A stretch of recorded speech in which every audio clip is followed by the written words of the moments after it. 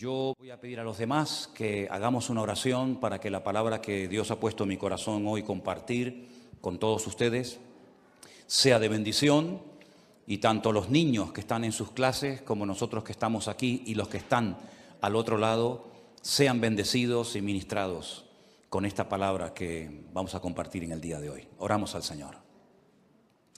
Señor, te damos muchísimas gracias por este culto que estamos celebrando en tu nombre, sabiendo que tú estás con nosotros aquí en medio, Señor. Gracias por tu fidelidad, gracias porque sentimos tu presencia, tu paz, tu calma. Y queremos pedirte ahora humildemente, Señor, que nos ayudes a exponer tu palabra y que sea de bendición para todos y cada uno de nosotros, Dios mío. Te damos muchas gracias porque siempre tu palabra nos habla, nos instruye, nos anima, nos fortalece, y queremos pedirte que una vez más sea así, Señor.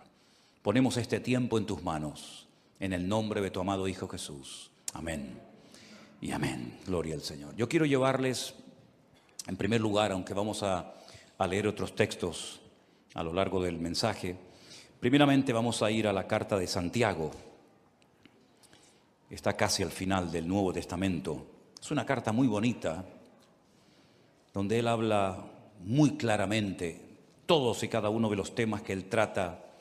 Es muy directo, muy fácil de entender. Esto no significa de que no sea profundo en su mensaje, pero utiliza un lenguaje tan fácil de entender que cuando uno lee la carta de Santiago uno disfruta muchísimo, porque uno entiende lo que lee. Cuando uno lee la palabra y la entiende, uno disfruta y goza muchísimo, ¿verdad?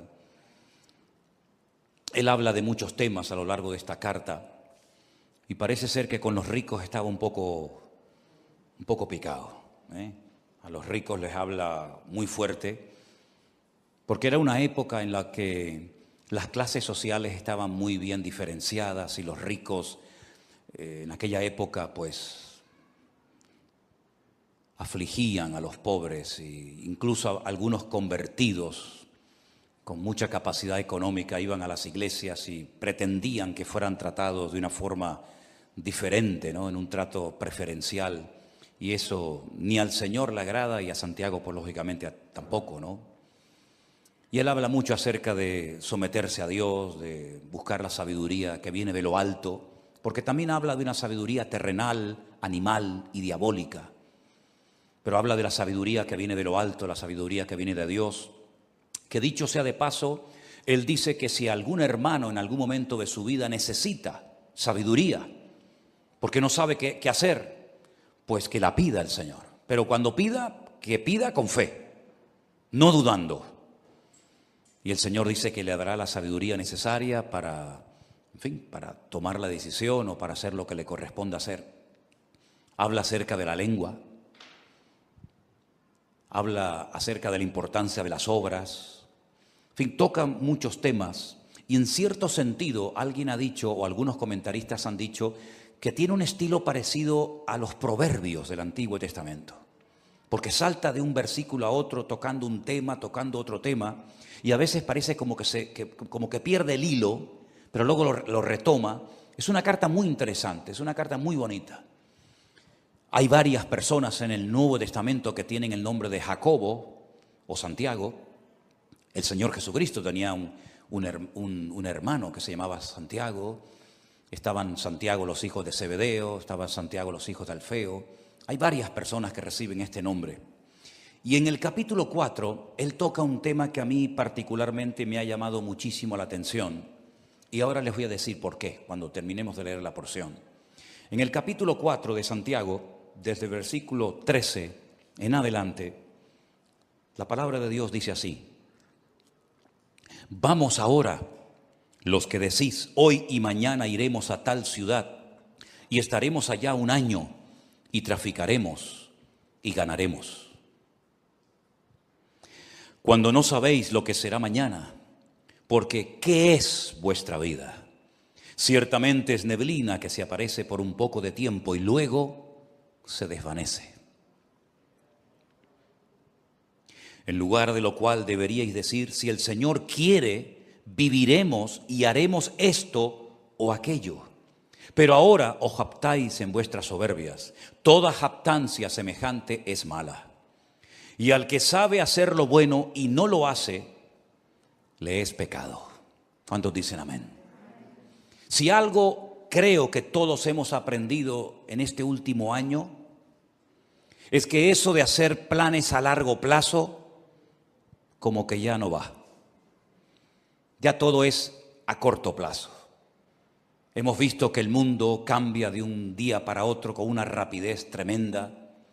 Hemos visto cómo la economía, las familias, las naciones, todo cambia con una rapidez tan brutal que eso, ya digo, de hacer planes a largo plazo, pues como que ya no va con nosotros. En aquellos tiempos de la Biblia en los que se escribió esta carta, el Imperio Romano no paraba de conquistar nuevas tierras. Y cuando conquistaba nuevos territorios, Roma tenía la costumbre de levantar nuevas ciudades y de invitar a la gente alrededor o de otras naciones a que fueran a vivir a esas ciudades. Y muchos judíos iban, porque el Señor les dio a ellos la capacidad de hacer negocios y de ganar dinero.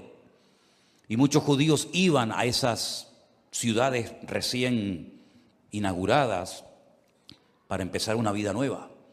Y hacían planes, sobre todo con el objetivo, con la intención de ganar dinero, de hacerse ricos rápidamente, porque montarían el primer negocio de lo que fuera y lógicamente la gente tendría que recurrir a él para comprar lo que fuera. Y Santiago, observando la costumbre que había en aquella época de buscar nuevos territorios, nuevos lugares para empezar una vida nueva y ganar dinero rápidamente, fácilmente, dirige estas palabras específicamente a ese tipo de personas. Esas personas que hacían planes sin consultar con Dios. Esas personas que hacían planes a largo plazo y no metían a Dios en sus planes, sino que tenían como una especie de agenda, pero Dios no aparecía por ninguna parte. Y hay una clarísima advertencia para nosotros los creyentes hoy en día acerca de no hacer planes a largo plazo, porque es perder el tiempo y sobre todo cuando no consultamos con Dios podemos correr graves peligros. ¿Qué es la vida? Es el título del mensaje de hoy. Santiago dice que la vida es como una neblina que aparece por un poco de tiempo y cuando te das cuenta se ha desvanecido y se ha ido para siempre. La semana pasada fui a un tanatorio a darle la despedida a un hermano mucho más joven que yo, que tuvimos la oportunidad de conocerlo con 14 años y llevarlo a los pies de Cristo, y por un tumor que tenía en su cabeza, pues ya en este momento no está entre nosotros, sino que está en la presencia del Señor. Y algunos de ustedes lo conocieron, porque durante algún tiempo fue el batería de esta congregación, de esta iglesia, nuestro hermano Santi, que partía a la presencia del Señor la semana pasada. Y uno dice, Señor, una persona joven, una persona tan noble, ya no está entre nosotros, ¿verdad? La última vez que lo vi, me lo encontré en un centro comercial junto con su esposa. Nos saludamos y me pidió allí en el pasillo de ese centro comercial que orara por él. Y esa fue la última vez que lo vi. Y la próxima vez cuando supe algo de él es que ya no estaba entre nosotros. Y uno se queda como sorprendido, ¿verdad? Lo rápido que le pasó la vida a este hermano.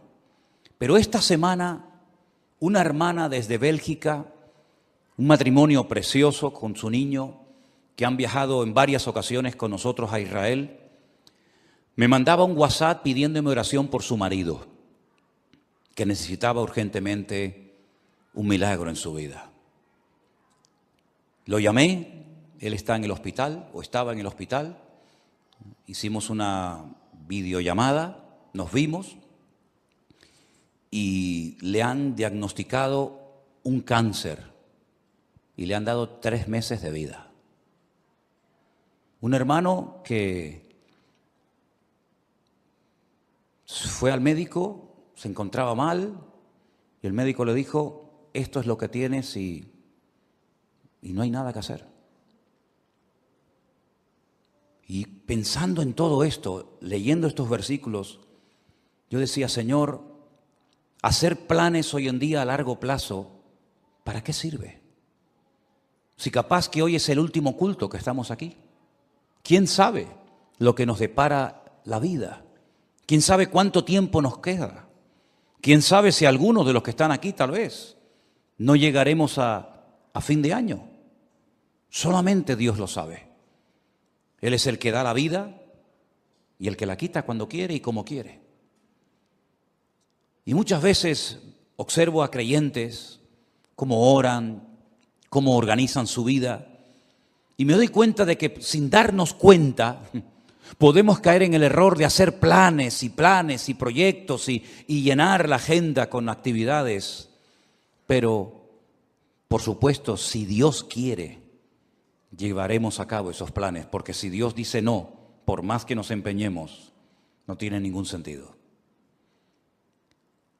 Estaba leyendo algunos versículos donde Pablo abre su corazón, por ejemplo, a los hermanos de la iglesia de Corinto, y les cuenta sus planes, y les dice, voy a ir aquí, voy a ir allá, y quiero hacer esto, y quiero hacer aquello. Y hay un momento en la carta de Pablo a los Corintios que les dice, iré pronto a vosotros si el Señor quiere.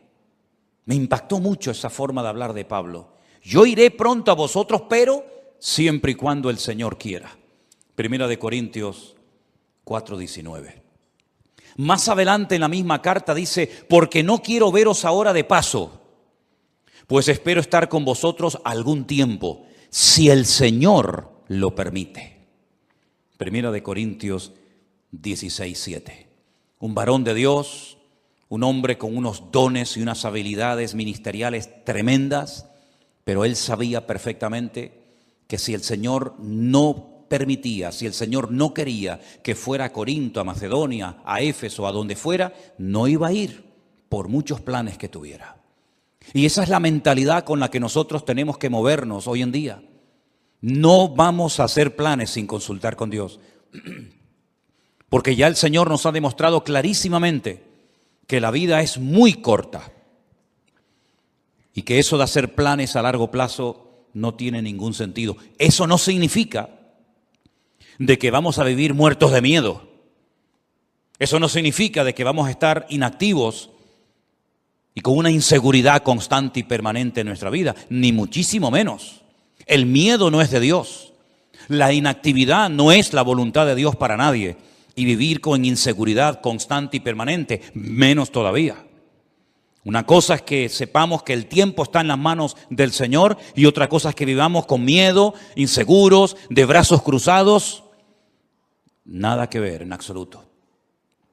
El futuro no está en nuestras manos. No controlamos el factor tiempo. ¿Saben ustedes, hermanos, que hay 533 versículos en la Biblia que hablan acerca de la importancia del tiempo? 533 versículos.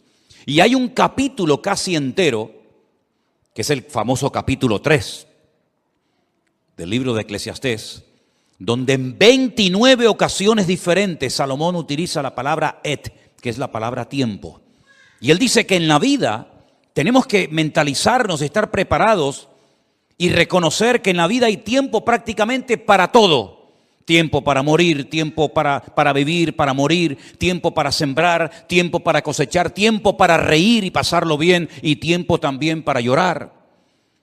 Y él habla en 29 ocasiones de distintas circunstancias o situaciones en la vida en las que nos vamos a encontrar, porque prácticamente tendremos tiempo para todo. Me llama mucho la atención que Pablo le da mucha importancia al factor del tiempo y llega a decir, aprovechar bien el tiempo, porque los días son malos. También Salomón en esos proverbios, tantos que escribió, hay uno que aprendí hace muchos años que es el 27:1, que dice, no os jactéis del día de mañana, porque no sabes qué traerá de sí el día. No te jactes, como diciendo, bueno, yo controlo el presente, el mañana y el pasado mañana. No te jactes, no hables así, porque tú no sabes lo que va a traer el mañana. El mismo Señor Jesucristo nos enseñó en el Sermón del Monte que no tenemos que estar afanados ni preocupados por el día de mañana, sino que basta a cada día su propio afán. ¿Cuántos dicen amén? Estamos viviendo estos días con mucha expectativa y viendo a ver qué es lo que termina de suceder en este país de Kabul, de Afganistán, cuya capital es Kabul, ¿verdad? Donde hay una especie de calma tensa. Cualquier cosa puede ocurrir en cualquier momento. Fíjense la cantidad de miles y de miles de personas que están desesperadas, tratando de salir como sea de ese infierno. Y creo que fue ayer o antes de ayer, un terrorista suicida se metió en medio de esa multitud y se explotó y murieron 170 personas. Personas que jamás en la vida se les hubiera ocurrido que estando en aquel lugar esperando un avión, una salida, ese iba a ser el último día de su vida. Incluso algunos soldados que estaban ya a punto de salir para su país también perdieron la vida. No somos dueños de la vida, no somos dueños del mañana. Y por eso cada uno de nosotros tenemos que partir de la base de que lo que tengamos que hacer, hágalo pronto, antes de que sea demasiado tarde. También Salomón, que era un hombre que reflexionaba y meditaba sobre tantas cosas, en su libro de Eclesiastés dijo: acuérdate de tu Creador antes de que vengan los días malos, antes de que pierdas la visión, antes de que vengan los dolores, antes de que te quedes ciego, antes de que te vengan los problemas y de la vida, antes de todo eso, acuérdate de tu Creador en los días de tu juventud. Tenemos al Señor presente en nuestros planes y en nuestros proyectos. Una vez escuché una entrevista que le hacían a un famoso cantante, donde decía que tenía su agenda llena para los próximos 5 o 6 años, si no recuerdo mal. Tener la agenda llena para los próximos 5 o 6 años. Y después vino el COVID y todo eso, y seguramente su agenda la tuvo que tirar a la basura. Yo no sé si tú llevas una agenda y unos planes y unos proyectos y unos sueños, pero como no metas al Señor en esos sueños, planes y proyectos, ¿quién te asegura a ti de que vas a poder cumplir con todos tus sueños y con todos tus objetivos? Por eso siempre le digo a la gente: ¿has orado y has consultado con Dios lo que has decidido hacer? ¿O simplemente te has limitado a informar a tus padres, informar a la iglesia, informar a Dios de lo que tú ya en tu corazón has decidido hacer? Esa es una mala costumbre. Por eso Santiago dice que el que sabe hacer lo bueno y no lo hace, está pecando. Y pecamos cuando informamos a Dios de los planes que ya hemos decidido llevar a cabo. Esa no es la actitud de un cristiano maduro. La actitud de un cristiano maduro que quiere agradar a Dios tiene que ser: Señor, esta es tu voluntad. ¿Quieres que haga esto? ¿Quieres que me dedique a esto? ¿Quieres que me quede aquí? ¿Quieres que me vaya para allá? En otras palabras, Señor, no quiero forzar circunstancias. No quiero que respaldes mis planes si no coinciden con tus planes. Que no se haga nunca nuestra voluntad, sino la de Dios en nuestras vidas. ¿Cuántos dicen amén? La vida se pasa volando. Curiosamente, el otro día Miriam estaba así como un poco mosqueada porque no le hace gracia cumplir 25 años. ¡Oh, qué tragedia! 25 años. Qué tremendo, ¿no? Si nos miramos a nosotros mismos, por lo menos en mi caso, no sé, en el vuestro, a mí la vida se me ha pasado volando. Ni me he enterado, pero aquí estoy, aquí he llegado. Pero tal vez por la actividad, tal vez porque hemos estado siempre metidos en las cosas del Señor y no hemos tenido prácticamente tiempo para aburrirnos. La vida pasa tan rápidamente que ahora te paras y dices: Señor, me queda menos de lo que ya he vivido. Incluso en el ministerio, a menos que Dios te dé una fuerza de un toro, lógicamente siempre le queda a uno menos vida de la que ya ha vivido cuando uno llega a ciertas edades, ¿verdad? Por eso qué importante ahora más que nunca, y sobre todo los jóvenes, los que todavía teóricamente tenéis muchos años por delante, que se acostumbren a consultar con el Señor todos los pasos que queréis dar. Porque nadie de nosotros está vacunado en contra de errores, en contra de equivocarnos, sino más bien todo lo contrario. Yo recuerdo pasajes en la Biblia que me han hecho reflexionar mucho, como por ejemplo un día cuando el rey David le comenta al profeta Natán que tiene en su corazón el plan, el proyecto, la idea de construirle una casa a Dios, un templo. Y llega el profeta Natán y le dice: haz todo lo que pongas, lo que sientas en tu corazón, porque Dios está contigo. Y al día siguiente tiene que llegar y decirle: Dios te dice que tú no puedes construir ese templo, sino tu hijo lo hará. ¿Qué había de malo en construir una casa, un templo a Dios? Nada. Pero los planes de Dios no eran que David fuera el que construyera el templo, sino su hijo. Para él su sueño en la vida era construirle un templo al Señor. Además, ya estaban todos los enemigos prácticamente sometidos, derrotados. Todos pagaban impuestos. Había paz en el país, todas las fronteras estaban bien seguras. Era el momento idóneo para comenzar a construir ese templo.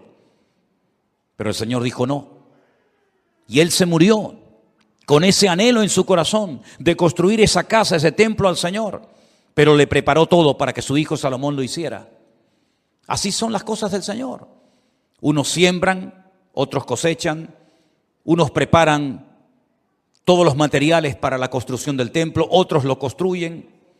Cada uno de nosotros tenemos que consultarle al Señor si lo que estamos haciendo con la única vida que tendremos, que es esta, porque con la otra vida no contamos, en el sentido de que allí no vamos a mandar nosotros, pero con la única vida que nosotros podemos tener un mínimo de voluntad, tenemos que acostumbrarnos a someter todo absolutamente a Dios, para no perder el tiempo, para no encariñarnos, para no entusiasmarnos con cosas, con planes, con lugares, con personas que al fin y al cabo no entraban dentro de los planes de Dios. ¿Qué sentido tiene invertir mi vida, mi tiempo, mi energía, mis dones, mi juventud en algo para lo cual yo no nací, en algo que Dios no dispuso para mi vida? ¿Qué sentido tiene? Ninguno. Haber perdido mi tiempo, haber perdido mi vida en cosas que no eran de la voluntad de Dios. Sí, habrás ganado mucho dinero, pero dice la Biblia que un hombre, y si ustedes han prestado atención a la lectura esta tarde, fue muy interesante la parábola que el Señor contó. Un hombre que fue prosperado en sus negocios, un hombre que decidió ampliar sus graneros, porque había producido tanto su herencia, había producido tanto su negocio, que dijo: bueno, voy a derrumbarlo todo y voy a construir graneros más grandes. Los derribaré, edificaré mayores, guardaré mis frutos, guardaré todos mis tesoros, todo mi patrimonio. Y cometió una gravísima equivocación. Le habló a su alma, le habló a sí mismo y dijo: alma, muchos bienes tienes guardados para muchos años, repósate, come, bebe y regocíjate. Y el Señor le dice: necio, estás hablando y comportándote como un necio. Tendrás dinero, tendrás mucho patrimonio, tendrás muchas cosas, pero eres un necio. Porque la forma como hablas delata tu inmadurez. La forma como hablas no es de un hombre sabio. ¿Cómo le vas a decir a tu alma que todo lo que has acumulado es para que ahora reposes, comas, bebes y disfrutas de la vida? Si esta noche vienen a buscarte, a pedirte tu alma, ¿qué harás con todas tus riquezas? No te van a servir absolutamente de nada. Absolutamente de nada. Dice: así es el que hace para sí tesoro, pero no es rico para con Dios. ¿Estás atesorando en Dios o estás atesorando para este mundo pasajero y efímero, que es como neblina que pasa rápidamente? Cuando uno observa a las personas del Antiguo Testamento, sobre todo al principio en el libro del Génesis, la cantidad de años que vivían, llegando a edades tremendas, como por ejemplo la del famoso Matusalén, que parece que no se moría nunca, ¿verdad? 100, 200, 300, 400, una barbaridad de años. Pero al final, por muchos años que vivieron, todos y cada uno de ellos murieron y partieron a la presencia de Dios. Y por muchos años que podamos vivir en este mundo, tarde o temprano tendremos que reconocer que en este mundo estábamos de paso. Tuvimos el privilegio de haber conocido a Cristo y de haber aceptado a Cristo como nuestro Señor y Salvador personal. de haber entendido el Evangelio. Pero no solamente eso es importante, sino una vez que yo me he convertido, lo cual no es fruto de la casualidad, sino del plan de Dios para mi vida, como aquel sabio hombre, tenemos que decirle al Señor, y ahora que soy salvo, ahora que he entendido el Evangelio, cuando hay millones y millones de personas en el mundo que no saben ni quién eres, jamás en la vida han tenido una Biblia en la mano, y yo dentro de toda esa multitud enorme de personas te he conocido, he entendido la palabra, tengo la Biblia conmigo cada día, ahora ¿qué quieres que yo haga? Porque sería absurdo y necio por nuestra parte pensar que me he convertido para nada. Simplemente para no irme al infierno, simplemente para ir a la presencia del Señor. Y el tiempo desde que me convertí hasta que vaya a la presencia del Señor, ¿qué hago? Puede ser que en algunos casos algunos tienen que seguir haciendo y dedicándose a lo que hicieron antes de convertirse, no digo que no. Pero por ejemplo el apóstol Pablo o Saulo de Tarso recién convertido tuvo el valor de preguntarle al Señor, ¿qué quieres que haga? Porque teóricamente, lo humanamente, lo lógico hubiera sido volver a Jerusalén, contarle a los que te enviaron que tuviste una experiencia que te cambió la vida y seguir con tu tradición, con tu ley, con tu mundo de rabino, etcétera, etcétera. Pero fue valiente y se atrevió a decirle a Dios, ¿y ahora qué quieres que haga? Y el Señor le dijo, entra en la ciudad y se te dirá lo que debes de hacer.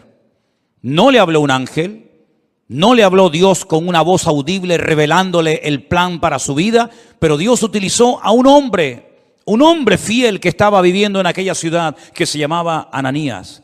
Y Ananías fue, oró por él y le dijo, hermano Saulo, esto y esto es lo que Dios quiere que hagas con tu vida.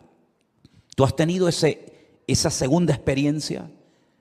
¿O has tenido solamente la experiencia de haber nacido de nuevo? Gloria a Dios por ella.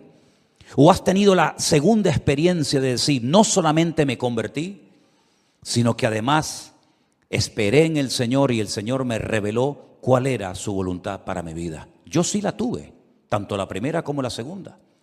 Le dije una noche al Señor, muy joven, ¿qué quieres hacer con mi vida?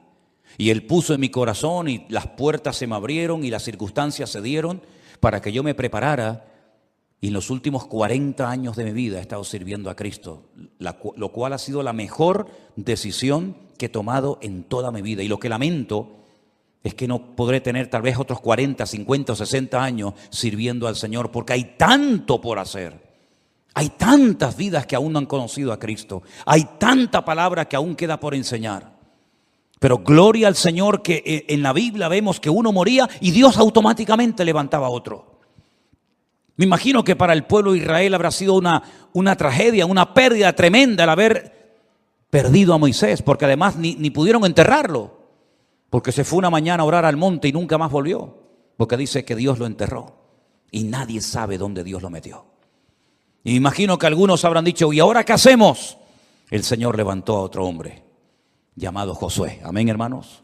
Y Josué terminó la tarea que Moisés no pudo acabar, que era la de introducir al pueblo de Israel en la tierra prometida y después distribuir la tierra proporcionalmente a todas y a cada una de las tribus, de las familias.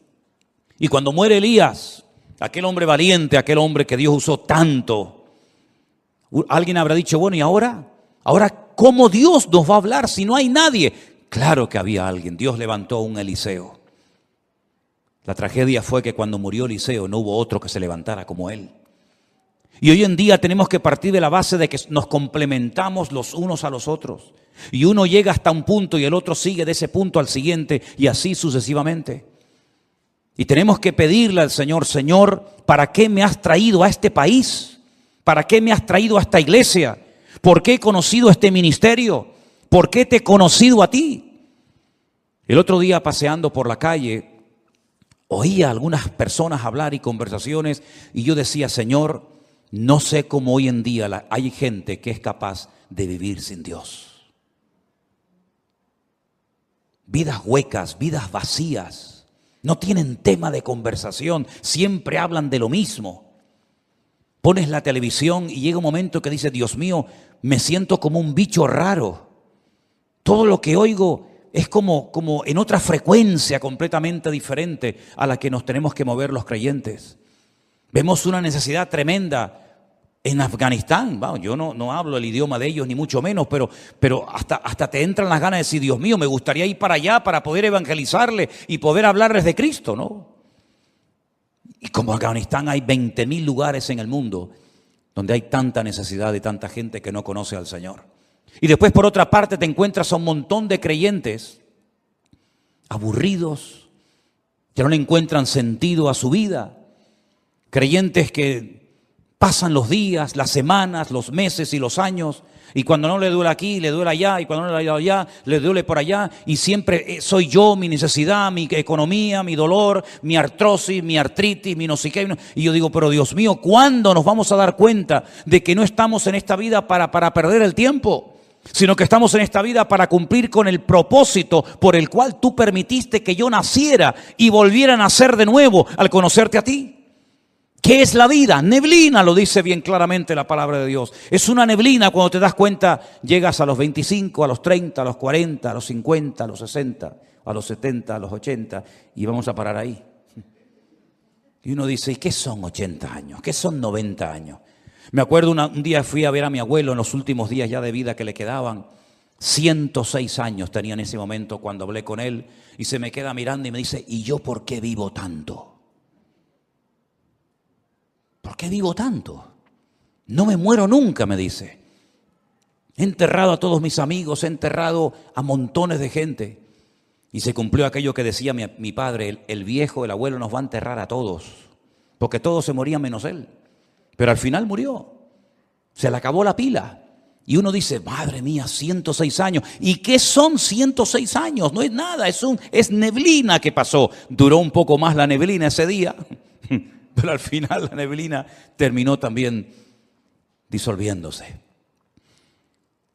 Hay un versículo en la Biblia, en el libro de Eclesiastés, vengan conmigo por favor al capítulo 3, muy interesante, donde Salomón, reflexionando acerca de lo que es la vida, las distintas circunstancias, momentos y experiencias que vamos a tener, él dice lo siguiente: ¿qué provecho tiene el que trabaja de aquello en que se afana?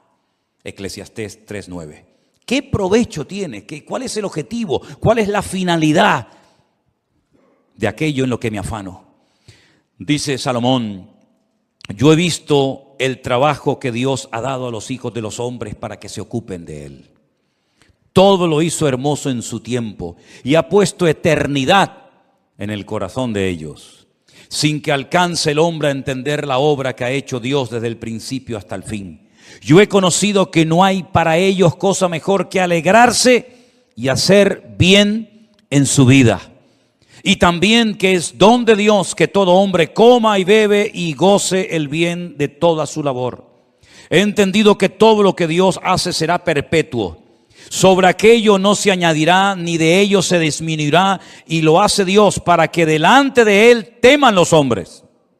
Aquello que fue, ya es, y lo que ha de ser, fue ya, y Dios restaura lo que pasó. Es como un círculo, ¿verdad? Unos van, unos vienen, unos mueren, unos nacen.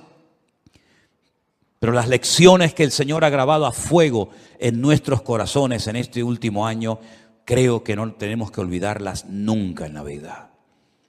Dios nos está dando oportunidades hoy en día más que nunca para que podamos hacer lo más importante que podemos hacer, que es servir a Dios, servir a su obra y dar la vida en rescate por muchos. ¿Cuántos dicen amén? Nadie de los que están aquí en esta tarde que ha conocido el Evangelio tiene por qué sentirse inútil, que no sirve para nada, que no está capacitado, que no sabe. Déjense de excusas, hermanos. Todos y cada uno de los que estamos aquí hemos sido llamados específicamente por el Señor. Primero para que le conociéramos a Él. Pero ya le conoces, ya está, gloria a Dios. Ahora cada día nos esforzamos, leemos la palabra, estudiamos, oramos, nos congregamos. Eso es normal en la vida de cualquier creyente, el crecimiento, el desarrollo, la madurez, ¿verdad?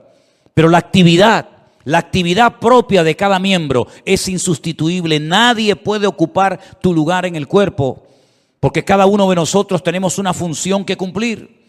Y la Biblia dice que una iglesia sana es cuando cada miembro reconoce para qué está en ese cuerpo, cuál es su función y cuál no es su función. A veces veo gente que se quiere dedicar a lo que Dios no lo ha capacitado, en vez de dedicarse y ocuparse a lo que Dios sí le ha capacitado. No tienen que imitar a nadie, no tienen que frustrarse diciendo, a mí me gustaría cantar o predicar o hacer o ser como aquella otra persona. No, porque no es así como tenemos que movernos en el reino. Tenemos que decirle al Señor, Señor, ¿cuál es mi función? Y dice la Biblia que hay miembros en el cuerpo que parece que no sirven para nada, pero a la hora de la verdad son a veces los más necesarios. Y hoy en día necesitamos un ejército de hombres y mujeres que pasen tiempo orando a Dios. Hay tantas necesidades. Una de las cosas que más me golpea el alma cada día es cuando recibimos cientos de peticiones de auténticas tragedias, de niños que se están muriendo, de familias destrozadas, de gente que le han diagnosticado un cáncer, de gente que se encuentra, y es todos los días, peticiones y peticiones y peticiones, y necesitamos un ejército de personas que tomen conciencia de la realidad del mundo espiritual. El mundo espiritual está cambiando de una forma galopante, tremenda, y espero equivocarme en lo que voy a decir, el tiempo lo dirá. Pero probablemente cambios aún más brutales, más bruscos que los que hemos experimentado en este último año están en el horizonte. Desde hace años, simplemente para ponerles un pequeño ejemplo, desde hace años Israel viene advirtiendo al mundo del peligro de que una nación árabe se haga con armas atómicas. No hay ninguna nación árabe hoy en día en el mundo que disponga de armamento nuclear, ninguna. Pero hay una que Israel viene años diciendo están preparándose para tener su armamento nuclear, y me refiero concretamente a Irán, la antigua Persia. El Estado Mayor del Ejército de Israel acaba de anunciar hace unos días algo que muchas veces no aparece en los medios de comunicación, que en menos de 2 meses se calcula que Irán ya puede tener su armamento nuclear preparado y dispuesto. ¿No les ha sorprendido la velocidad y lo rápido con lo que están saliendo los soldados norteamericanos, por ejemplo, de Afganistán, donde han estado 20 años? ¿Por qué tanta prisa? ¿Por qué tanto apuro? Parece que hay que salir ya. ¿No lo podían haber hecho hace años de una forma más escalonada, mejor organizada? ¿Por qué tanto aprisa? Porque Estados Unidos no puede permitirse el lujo de tener a 400,000 soldados en un país haciendo prácticamente nada, sabiendo lo que se viene encima. Israel se está preparando para atacar Irán. No puede esperar que Irán le ataque, porque si Irán le ataca, lo destruye. Israel tiene que pegar primero para no ser destruida. Si en los próximos meses, como se comenta, Israel decide atacar Irán, porque sabe que le queda poco tiempo, menos de 2 meses, para decir vamos a por ellos, el mundo va a cambiar completamente. Por eso cuando veo a creyentes hablando de vanidades, de modas, de cosas ridículas y absurdas, yo digo, pero no son conscientes de la que se nos viene encima. Si este hecho, que espero que se dilate en el tiempo, se va a llevar a cabo en los próximos meses, nuestra vida va a cambiar para siempre. Y puede ser el inicio perfectamente de una tercera guerra mundial, donde se van a utilizar una serie de armas que no se han utilizado jamás, y donde los bloques bien posicionados, los chinos, los rusos, los árabes, Occidente, Oriente, ya cada uno sabe dónde colocarse y qué fichas mover en el tablero. Por eso lo que tengamos que hacer, queridos hermanos, vamos a hacerlo pronto, porque el tiempo se acorta y no hay tiempo que perder. Y la palabra del Señor nos enseña que Cristo viene pronto, pero antes de que el Señor venga, dará un tiempo de gracia para que el hombre conozca el Evangelio. Pero dice, ¿cómo creerán si no hay quien les predique. No tenemos que decir que no ha habido personas que se han convertido, vamos a decir, entre comillas, solas. Sí, hay algún caso por ahí, sí. Alguna persona que se compra una Biblia, que viene a una iglesia, sí, pero son los menos. El sistema de Dios es que la iglesia se ponga las pilas y predique el evangelio a tiempo y fuera de tiempo. Y la Biblia dice que antes de la venida del Señor habrán una serie de señales que ya se están dando y que probablemente muchos de nosotros las veamos y por lo tanto ya no hay tiempo que perder. Sé sabio con la utilización de tus recursos económicos. Sé sabio con tu tiempo. Organízate de tal manera de que tengas tiempo para estudiar las profecías, para prepararte, para servir al Señor. Y mira, y cualquiera, sea pastor o no sea pastor, lleves un año, lleves poco tiempo, cualquiera puede ir a una librería cristiana y comprar 100, 200 Nuevos Testamentos, Biblias, y salir por el barrio un día y regalárselas a esos jóvenes que están ahí en la calle, o al señor que está en el bar que saludas todos los días. Cualquiera de nosotros puede acercarse a una persona y decirle, oye, mira, quiero regalarte algo que te va a venir muy bien, un libro, una Biblia, un Nuevo Testamento, invitarlo un día al culto, darle una tarjeta, que hay cientos de tarjetas todavía por ahí sin repartir, donde aparece la página web de la iglesia, los canales de Facebook y de YouTube, para que puedan escuchar la palabra de Dios. ¿Sabes cuántas miles? Y ya puedo hablar de miles, ¿Sabes cuántas miles de personas viendo las redes sociales se han reconciliado con el Señor y han conocido a Cristo como su Señor y Salvador personal en este último año? Es incontable el número. Es incontable. Me decía uno de los colaboradores que tenemos en Centroamérica, en Costa Rica, y dice, pastor, es imposible controlar esto, perdimos el control.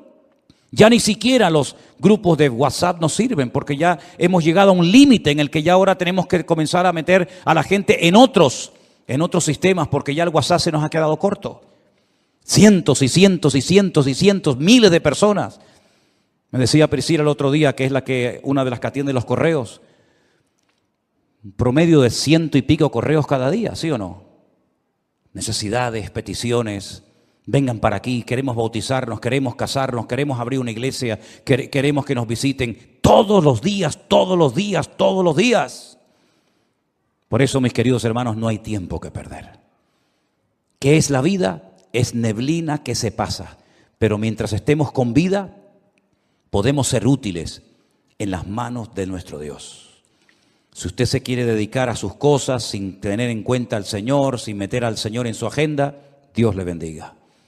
Pero necesitamos urgentemente de hombres y de mujeres que se tomen en serio este tiempo y que sepan que queda poco tiempo.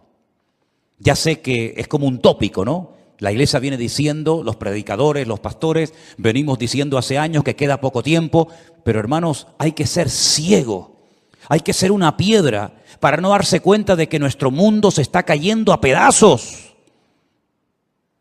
Cualquier momento que pongas la televisión te das cuenta de que el mundo está perdido. Sodoma y Gomorra está por todas partes. Las presiones, las tentaciones, la manipulación, etcétera, etcétera, que está viendo nuestro tiempo, jamás en la historia lo habíamos vivido. De hecho, hasta la gente, si se han dado cuenta, hasta la gente ha cambiado. Yo hablo con gente prácticamente cada día y noto que la gente ha cambiado. Antes podías dialogar, hasta discutir de religión, discutir de Dios, discutir de Biblia, pero están como cauterizados, como robotizados. Ni sienten ni padecen.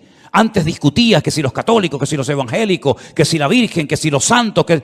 Hoy en día la gente está con una frialdad tan espectacular que ya no es como antaño, que el tema religioso, entre comillas, era una novedad. Hoy en día, ¿quién habla de Dios? ¿Quién habla de Biblia? Prácticamente nada.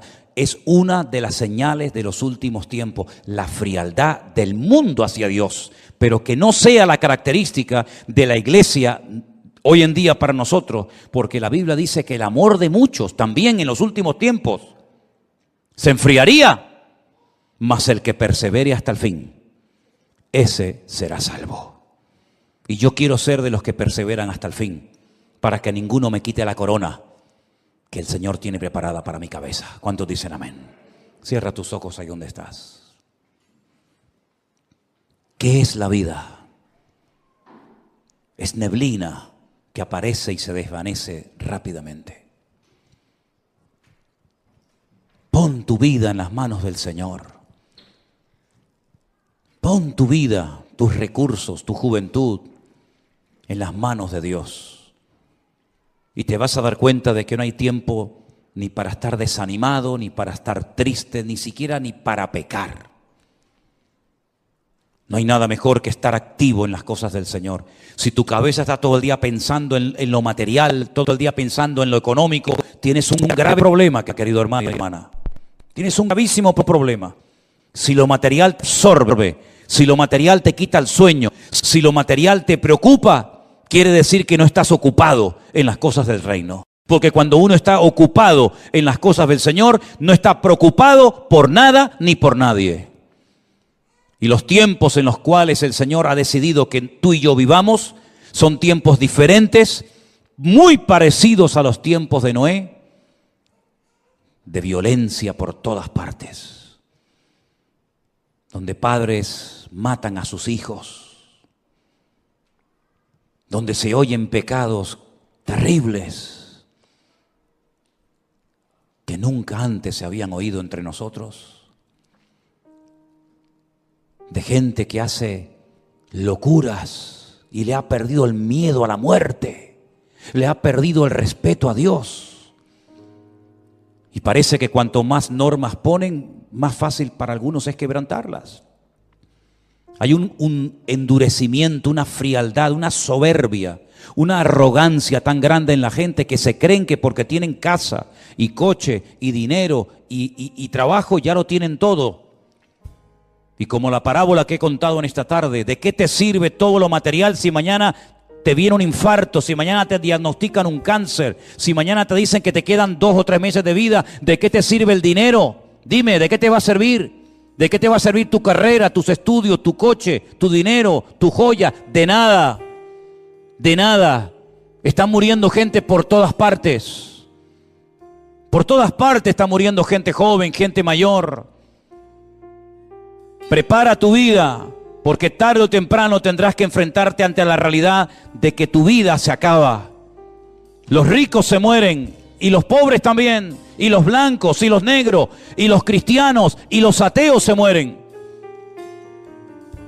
Es ley de vida, y por eso es muy importante que tú digas, ¿qué estoy haciendo con mi vida, con mis hijos? ¿Quién está atendiendo a mis hijos? ¿Qué están aprendiendo mis hijos en la escuela? ¿Qué basura le están metiendo a mis hijos en las clases? Y tú no te enteras porque estás en tu mundo, estás en un mundo desconectado de la realidad, donde tus hijos a veces prefieren ir al amigote del barrio, hacerle la pregunta que le deberían haberle hecho a su padre, pero su padre está muy ocupado y su madre está también muy ocupada. Es tiempo de buscar a Dios.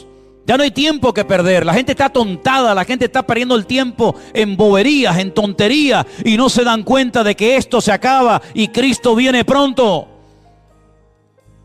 Y puedes reírte, puedes burlarte, puedes hacer lo que quieras, pero la realidad es la misma. La semana pasada te acabo de decir, fui a enterrar a un amigo mío, un hermano más joven que yo. Y esta semana hablé por videoconferencia con otro hermano que le han dado 3 meses de vida y estamos orando para que Dios haga un milagro en su vida. Un hombre bueno, con un hijo, con una esposa, un hombre fiel, pero que le ha tocado esto en la vida. ¿Y quién no te dice a ti que mañana te puede tocar a ti? ¿O qué te crees que vas a vivir aquí en esta vida toda la eternidad? Estamos de paso, queridos hermanos y amigos. ¿Saben cuánta gente cada día muere sin esperanza? ¿Saben cuánta gente se quita la vida? ¿Saben cuántos jóvenes están aburridos porque no tienen nada? Ni trabajo, ni estudio, ni familia, ni nada. Es tiempo de hablar de la esperanza y de la fe que tenemos en nuestro Dios, porque solamente Dios puede salvar a España. Ningún partido político, ningún hombre puede salvar a esta nación. Esta nación está en coma hace muchos años. El mundo está en coma. Las familias están destruidas.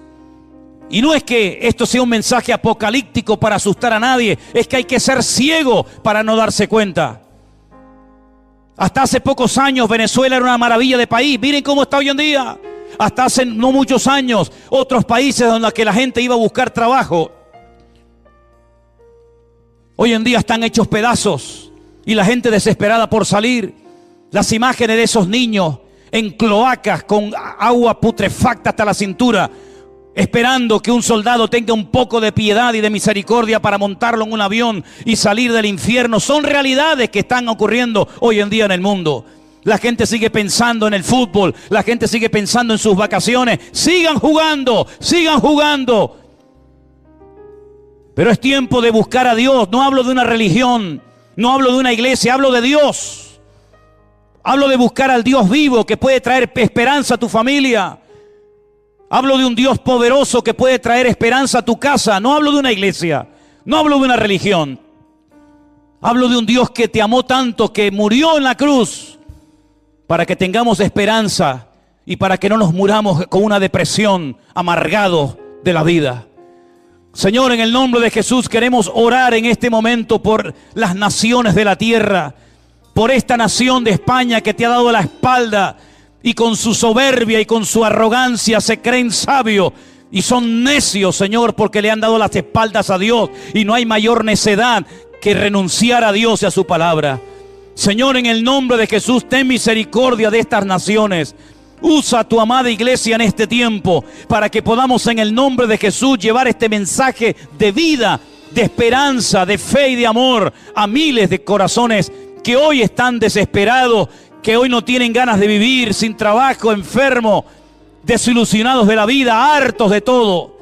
Señor, úsanos. Y te pido, Dios mío, que podamos ser gente útil en este tiempo y que a muchos se le caigan las escamas, la venda de los ojos y se den cuenta de que el tiempo se acorta y de que el mundo no va a ir a mejor. El mundo, según tu palabra, va a ir de mal en peor. Y por eso es tiempo de buscar a Dios, de tener fe en Dios y de no perder más el tiempo en estupideces que no sirven para nada. Señor, ayúdanos, guárdanos, Padre Santo, de las vanidades de este mundo, de perder el tiempo. Y ayúdanos, Señor, a mantenernos firmes en la fe. En el nombre de tu amado Hijo Jesús. A ti la gloria y a ti la honra. En el nombre de Jesús. Bendito sea tu nombre.